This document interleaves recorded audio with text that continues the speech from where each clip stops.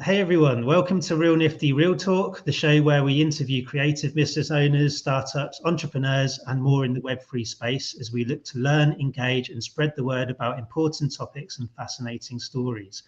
My name is Jamie Parmenter, and I'm co-host and CEO of RealNifty, the physical and digital curated NFT marketplace for fine art, creators, and more, where we're looking to open up the arts and creative world to everyone.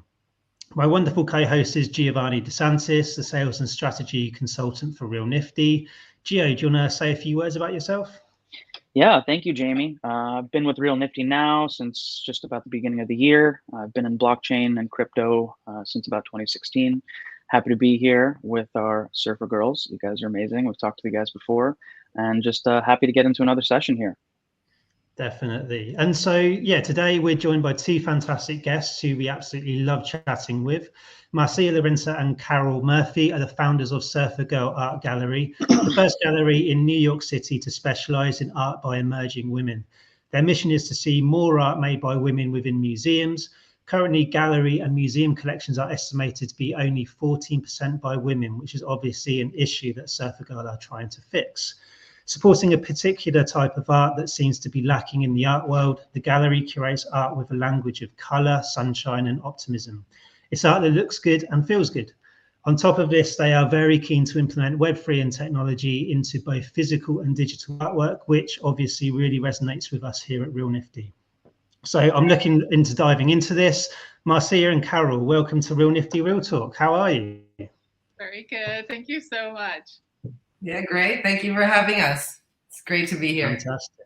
That's great. So, yeah, I mean, for our listeners, I'd love you both to dive into a bit about yourselves to begin with. So, yeah, Marcia, do you want to go first? Yeah, sure. I'm Marcia Lorente Howell, also known as Marcia, Marcy.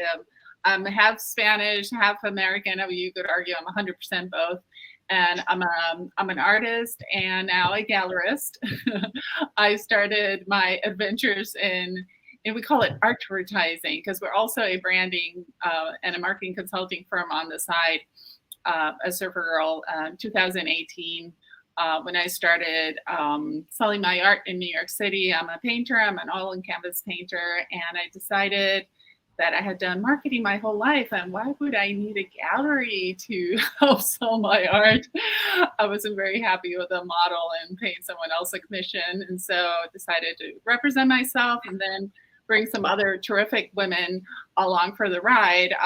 It was kind of accidental and magical how it all happened. The first show that we curated was with women, and then when we did it, we realized a lot of these women, although they were they were commercial artists, had been around for a while, had actually not done shows in New York City, did not have gallery representation. We started looking and investigating the landscape, and there wasn't any other gallery doing what we were doing, quite what we were doing in terms of solely representing emerging women artists. And so we decided this is what we're supposed to do because someone's got to do it.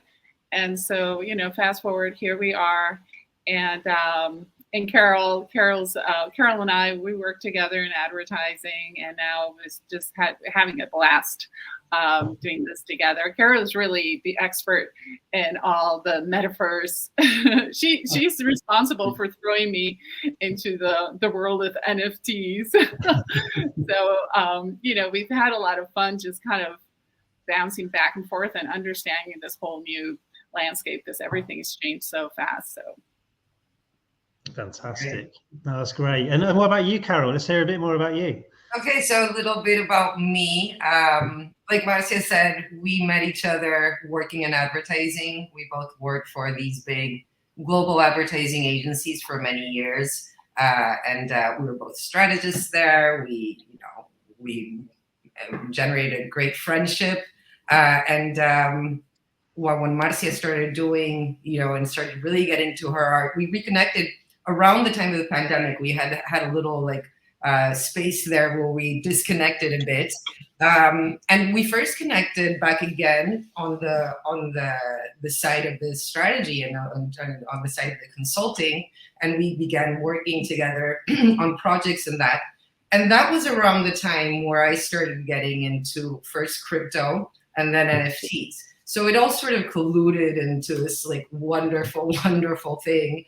I've always loved art personally. I think I always say we're in this art adjacent industry, which is advertising, which is not, you know, art, but it's artsy and it's creative. And I think that we're very much exposed to the world of the visual arts permanently when we're advertising. So it's always been a huge, huge interest of mine. But to be honest, yeah, you know, like different from many people that have gotten into NFTs through art, I came into NFTs through crypto first, right? So that wasn't my first focus.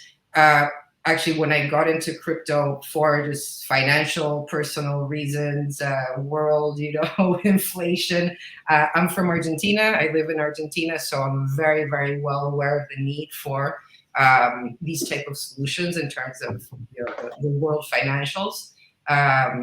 But when I first got into it, you know, the NFTs weren't really a thing yet, right? So end of 2020, a few people that had been into art, into crypto art, were already working on that side, but you know, it wasn't like a huge buzz, you know, there was.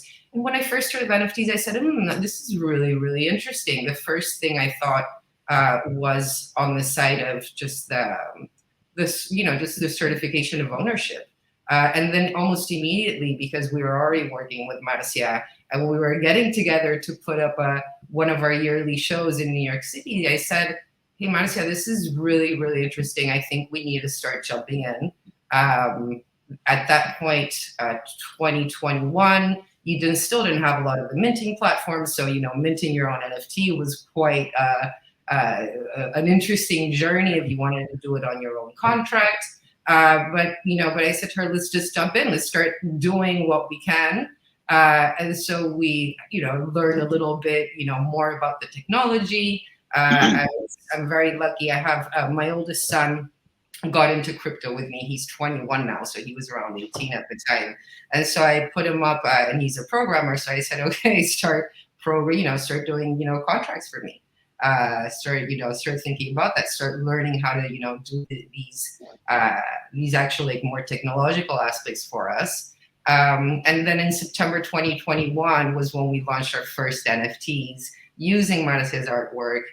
Originally minted on OpenSea. We didn't get around at that point, you know, deploying your own contract was something like, you know, like $800. It was a fortune with gas at the time. It was almost impossible. And then I think that everything just really came together because of Marcia's interest as an artist, because of her leadership in the gallery, and then with my personal interest in NFTs and in the Web3 technology. We just really, you know, sort of like got our heads together and decided to start building from there, really with a new vision of what Surfergirl Gallery could be, beyond just the brick and mortar, which just by the founding of Surfergirl was already something that was problematic for emerging artists, right? It was very, very hard to get past those gatekeepers that were, you know, running the galleries. And in that sense, we always say that one of our missions or one of our goals is to democratize art so that more people have access to art, so more people enjoy art, because of the way the art market was structured, it just became something that was only for, you know, very rich and, you know, and something where I think we've lost a bit of that enjoyment of art permanently in our lives. And really, I saw the NFT market as an amazing way to do this, an amazing way to get access to artists and for, you know, and then artists again to collectors. And that's been a little bit of our guiding forces then, you know, how do we use Web3 technology to expand the marketplace for our art? But then also, how do we start exploring just the technical possibilities of NFTs as a medium as well? Not only, you know, allowing us to market, you know, to expand our market, but also to think about it as a medium that adds a new dimension to art. So that's a little bit of where we're at now and how we started our journey. Yeah, that's great. Yeah, I think I love the term you use, democratize art. I think that really plays into a lot of creators right now, whether it's in the music industry, the art industry, whether they're in photography, and even galleries now. The digitization, if you will, of all of these different mediums is allowing people to access this from other places in the world where they would never be able to see it. So, Yes. you might have someone sitting in a place where they'd never have access to the Guggenheim or to the Met, but they can hop on their phone or hop on their iPad and be able to see these works of art. It's happening in the comic world. It's happened in all these different worlds where, a lot of the younger generation is understanding what digital art and what digital, collectibles can be. So, I really do love that sentiment that you mentioned, democratization of art.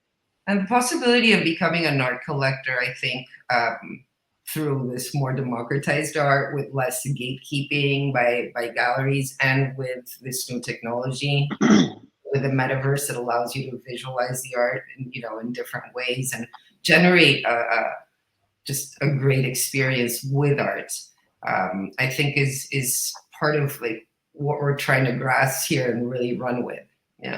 Yeah, no, I think people are just hungry to create, especially coming out of the pandemic. You just see this mass explosion of not only physical and digital art, but content as well. Everyone is creating a podcast. Everyone's putting out some type of extension of themselves, if you will. I think people are a little more honest and willing to put themselves out there now. And I think the more people are seeing that, I think more people are willing to do so, which is kind of inspiring.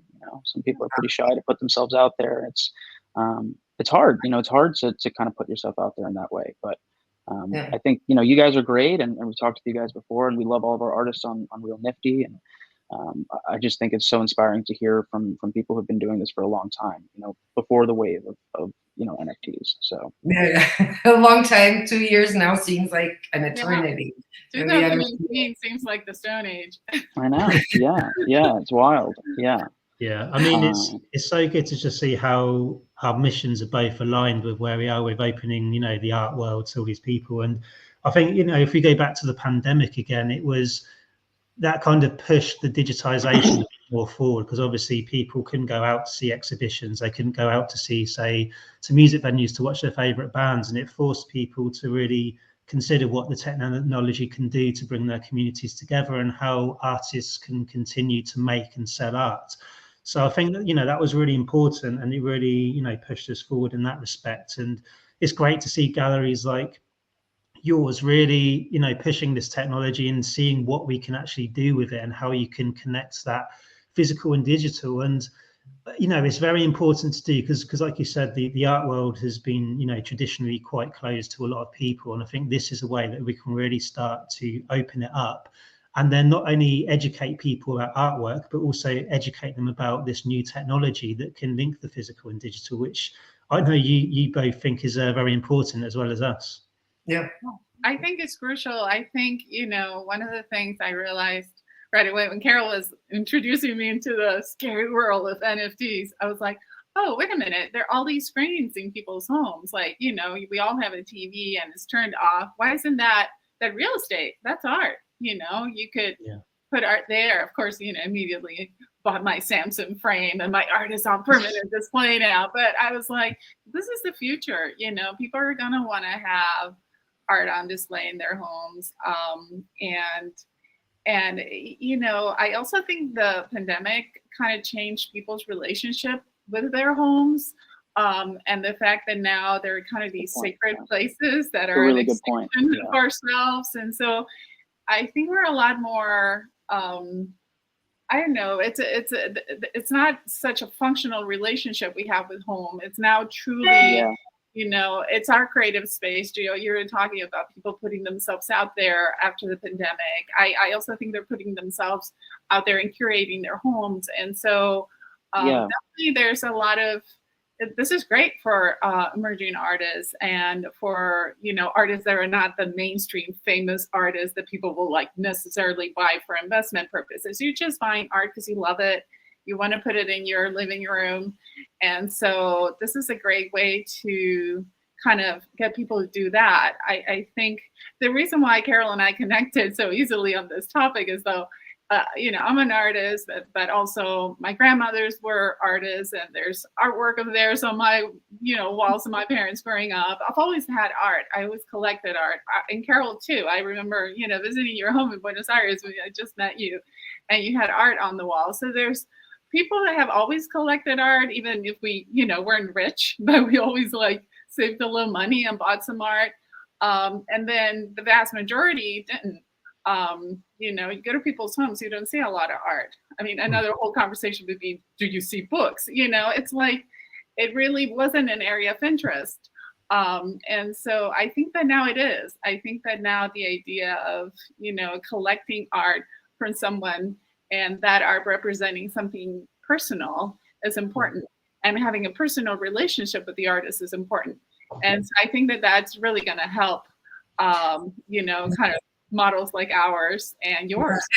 And on that point, in terms of the relationships that are being built, you know, I think that, well, of course, we'll be talking about the pandemic for many years to come, but I think we're at a point now where we can already look back and sort of think about what's stuck and, you know, what changes really, you know, occurred that will become permanent. And I think that part of like this need to be online every day generated these new possibilities of new communities and new ways of relationships that I think really played in very strongly into what the growth of the NFT market was. And especially because of what Marcia was just saying, this possibility of connecting with art differently from what you had before. So normally, you know, and like Marcia said, I bought art and I would speak to a gallerist, you know, and maybe I would get the chance to meet the artist or talk to them a little bit. You know, I had one artist that said, you know, I'm going to go install this piece in your home because and that's the chance that I got to meet him, right? But this possibility of generating a more direct relationship with the artist, I think, is one of the biggest things for Web3, this connection and like this generation of communities, because not only I think does it connect you with the art and its story and the narratives behind it so much better, but I think that it's creating a new class of collectors that hasn't existed before. And I myself find myself there as well. You know, I had collected art, and I have really, if I think back and I think what I have in my house, I've invested a good amount of money in art in my life, but I've never felt like a collector, right? I bought art sometimes, but I never felt like an art collector. And yet, in the NFT market, in Web3, I think in 2 years I have, I don't know, it's a bit brutal, but maybe like 450, 500 NFTs collected. And not counting like my big I didn't know that. You're crazy. Yeah, it's I you know, what we need is my husband not to find out. That's the most important that I've been spending the money on. But it's just really truly a new dynamic where you're much freer as really to connect with the art, to connect with the artist. You really, I think it's a possibility of driving through your own taste as well, like this discovery of what your own personal taste is that is not determined by what's being shown in the top galleries or what, you know, other people have curated before, but that you can really open up. And I think that this is an exercise that will open up a new part of the art, a new audience for art that hasn't been there before. And I think that that is the most interesting thing when we're talking about this idea of democratizing art. It's not just how much you buy, but the possibility of a lot of people that have never considered themselves collector or thought about them as, you know, themselves as art collectors to become that, and then to start, you know, really making this bigger. Because like you say, Gio, there's tons of artists that are brilliant, but we need the collectors. We need that art to be bought. So we need both sides. We need the artists creating, and then we need the collectors coming in to begin collecting this art. And it's just an incredible experience. On my personal experience has been amazing. No, I love that. I listened to your guys' last two podcasts, 34 and 35, this morning before we jumped on. They were good. They were really good. But I think you guys talked about a lot of really good stuff. Especially in 35, you guys talked about brands now playing into nostalgia, creators playing into nostalgia. And I think that's a massive part for collectors. And you talked about how many people have books or things in their house anymore, but I think there's a revamp of people who want vinyl, people who want CD. I mean, I'm a huge vinyl collector myself. I have tons of books in my house myself. So, but I think, and Jamie knows as well, he's a big vinyl collector, but I think a lot of people, and you talk about Marvel and DC as well, but a lot of these brands now are playing into what people really enjoyed looking at years ago. And now some of these kids that have grown up have some disposable income. So what better way to do than spend it on something that they have a personal connection with? And I think, Carol, you mentioned in the podcast that art it allows us to play, and I really liked that. I thought that was a really good point. You guys talked about the fact that we're all kind of still kids deep down and everyone still wants to connect in a way. It was good. I really did enjoy listening to it. But yeah, I mean, I think it's 100%. Yeah. 100%. I think that's why. I think that, and I also think that's the way in, because I think right. the art world hasn't been fun. It was never fun to walk into a gallery. It was kind of terrifying. I'm an artist, right, and I was intimidated walking into a gallery in Soho or Chelsea. Even going to museums was kind of like, ooh. Yeah, we talk about that a lot. Jamie talks about that. We talk about that a lot. Yeah. And so to be able to go back to what art is, and art is about play, and art is about experimentation. As an artist, if I'm not having fun painting, it's not going to be good. I know this for a fact. That's the day that the canvas ends up in the trash.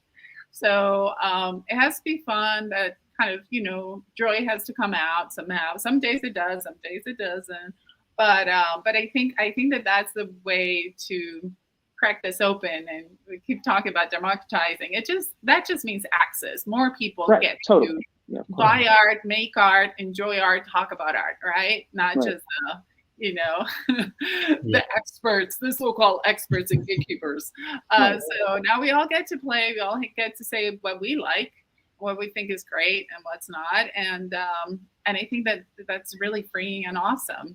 And another kind of recent learning Carol and I had, it was very exciting. There's these women who wrote a book called Your Brain on Art. Have you been listening to our podcast? Yeah, I heard you mention it. Yeah. There's recent neuroscience that proves that it's actually beholding art. You don't even need to make it, and you don't even need to be very good at it. You could just be like humming.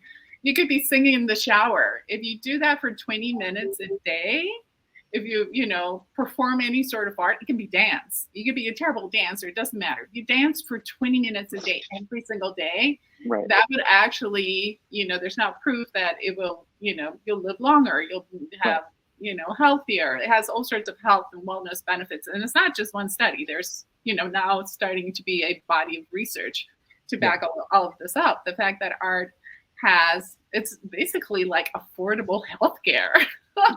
Who knew, right? And so instant shots of dopamine to the brain.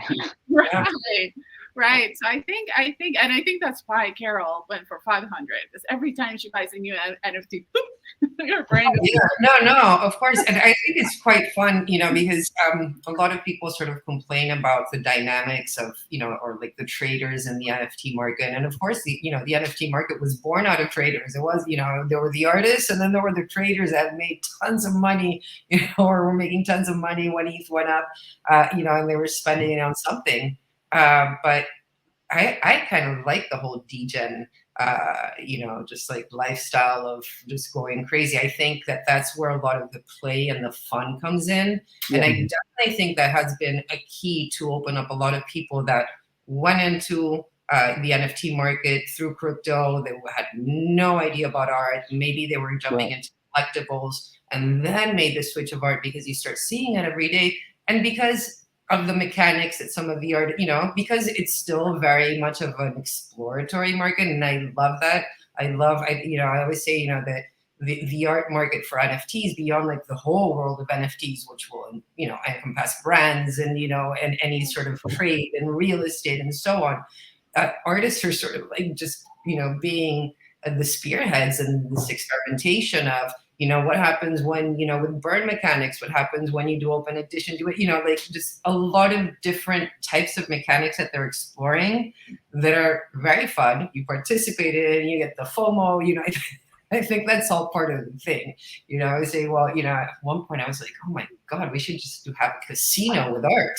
As Oh, you no. know, like, okay, I think I'm degenerating a bit too much. You know, I don't think people are gonna like this, but you know, you sort of get into that as well, and it's part of the fun, and it opens you up to suddenly like seeing tons and tons of art, and that begins to educate you and begins to make you more sensitive to, you know, different art. And then you start connecting with the artists, and then you start saying, you know, what is this style? And then you start researching a little bit more and learning and doing, you know, a little bit of art history. And, you know, and that's how you really become an art lover, I think.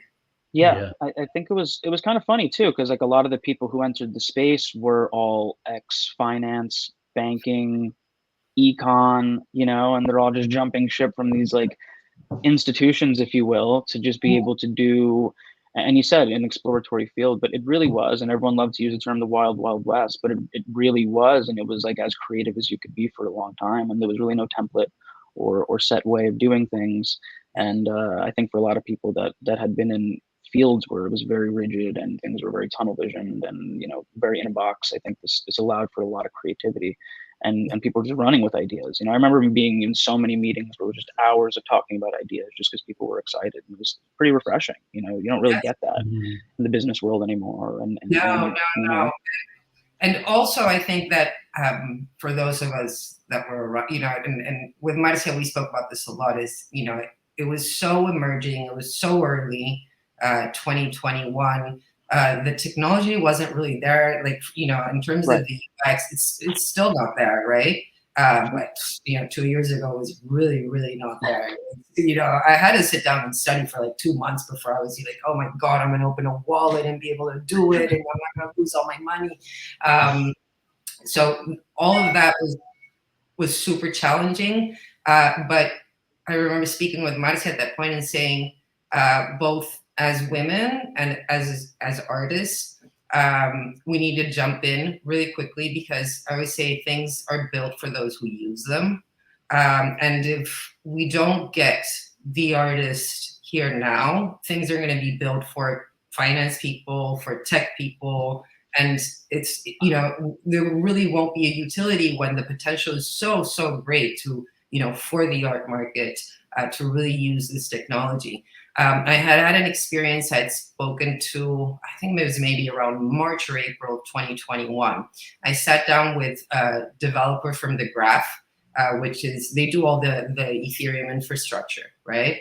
And I started talking to him about, you know, this idea of, you know, how can we bring more artists in? You know, what can we do to develop a UX that's easier for artists? And his response was, well, why do you even need artists to come? You know, well, you know, they'll catch up. But of course, they were coming from a very tech side. And his point was like, why even art? You know, it's like, why is that even important? Why is that even interesting? I mean, he just like closed the door on me completely. And that's why I said, this is super important. We need to jump in. If we're not here, this is not going to happen. And that was part of our, you know, our motivation as well, you know, and that's what I say to all the artists. I say to artists, to women, to all the people that are not like, you know, the male tech finance guys, get in now. The earlier, the better, because if we're here, they will build for us. And if we're not here, they won't.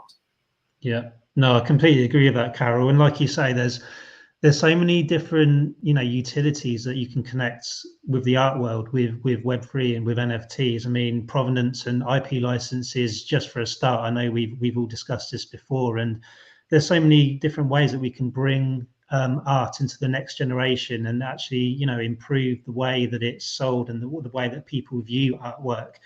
And, you know, for me, one of the biggest things that we've managed to open with this is actually being able to tell the stories behind the artwork in more detail to a new audience, which has been fantastic to see. I mean, I know, you know, we've at RealNifty, we've got a metaverse gallery. We've got a couple metaverse galleries, and I know at Surfergirl you have as well, and you've held, you know, exhibitions in there with artists. So there's people that, like I mentioned earlier, that are scared to go into real life galleries or can't access them. You know, they live miles away from their nearest gallery. And then you have these ways that you can actually go and speak to the artist while they're side by side with their artwork in the virtual world, and it's just amazing to see. I mean, how have you seen that develop? Yes.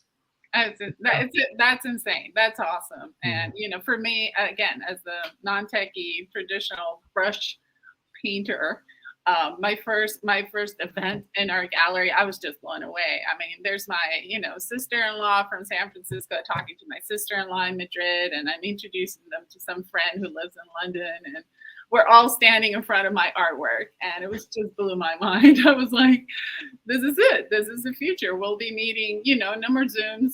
We're going to put on our fabulous avatars on, and we're going to meet in fabulous spaces like this. Carol always says how, the metaverse, some experiences are better than others, but for art, it's amazing. I mean, we can make a painting as big as the entire wall. You can hang sculptures in the air. Our last exhibit was titled Lightness, and so we put it on a cloud.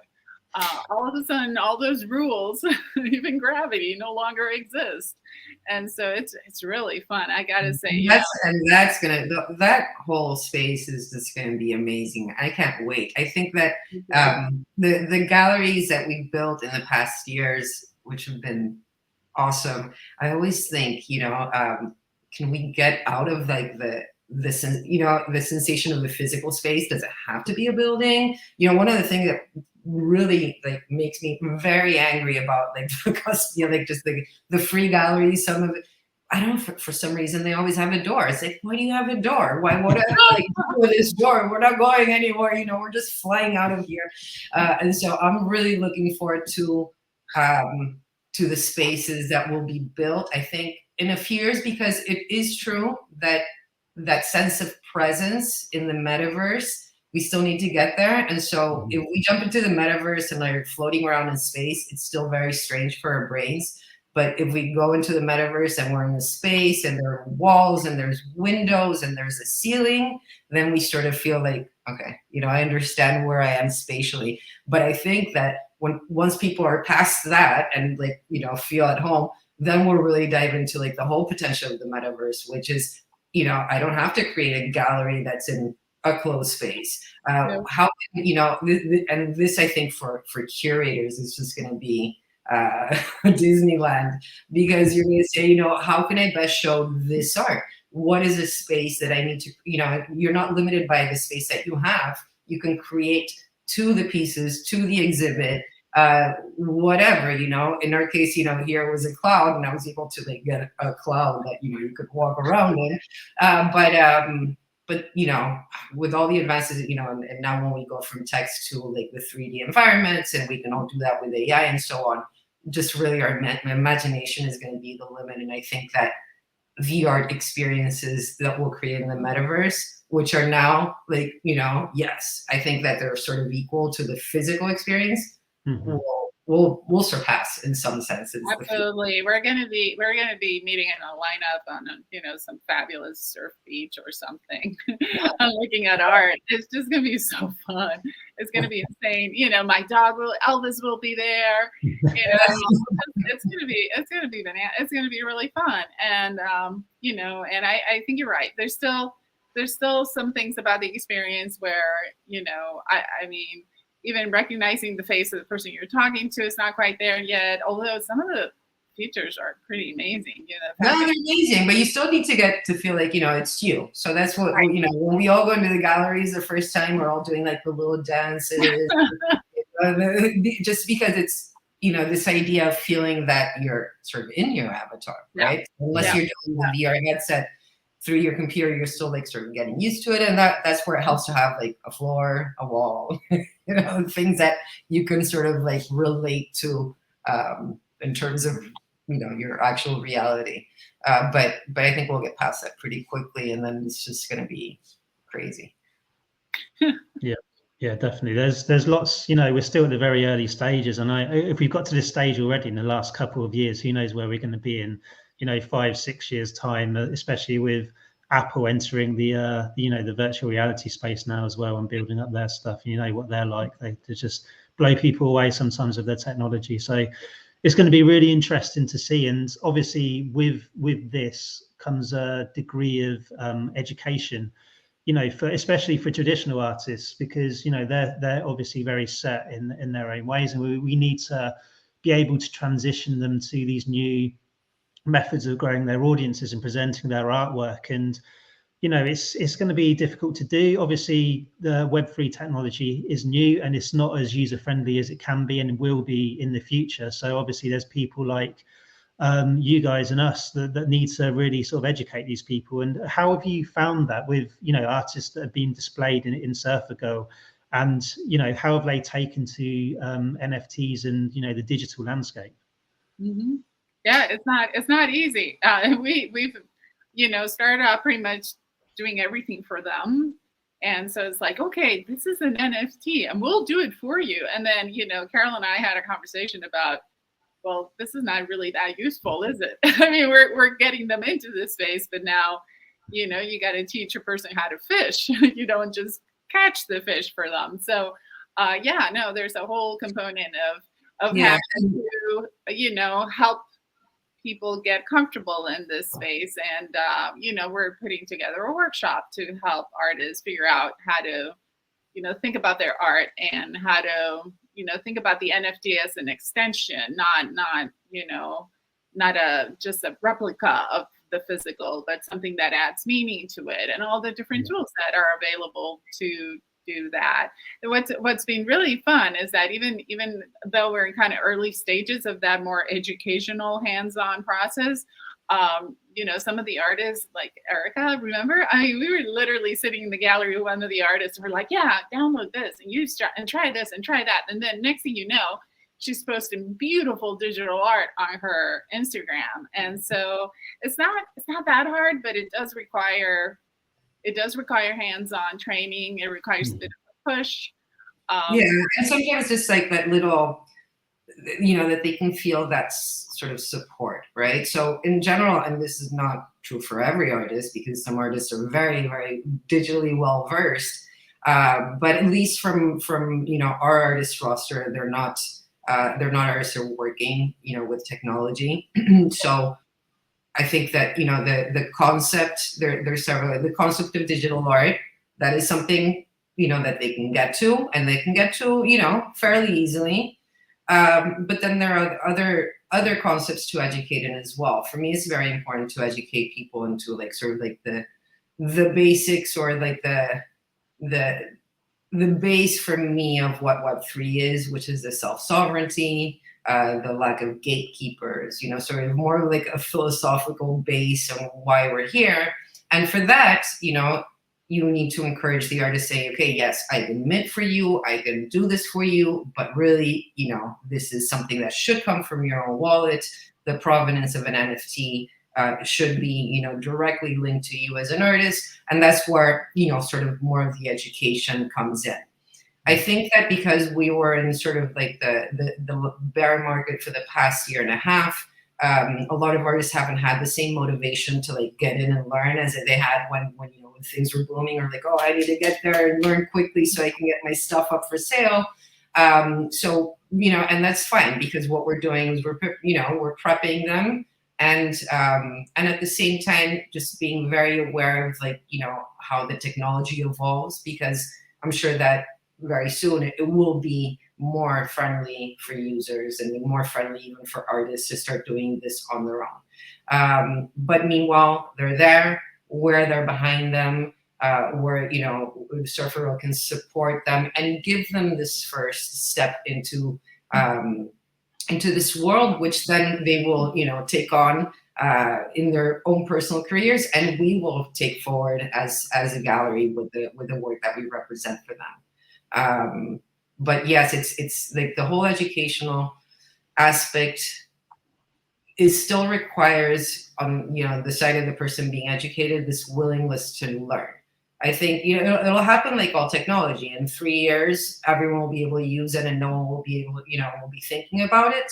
But then, you know, you'll come into the internet in 2005, or, you know, whatever. You know, some people can do that, and maybe for some people it's better, you know, to go in when everything is already set. But I think for a lot of us, and again, from what I was saying before, if we can move in earlier, we can shape it we're not just receiving what's already given to us, but then also, just really start thinking about how this can help us develop the gallery in a different sense, and opening up a lot of possibilities that are not determined yet, but that I'm sure will be more innovative than if we just stuck to what we were doing 3 years ago.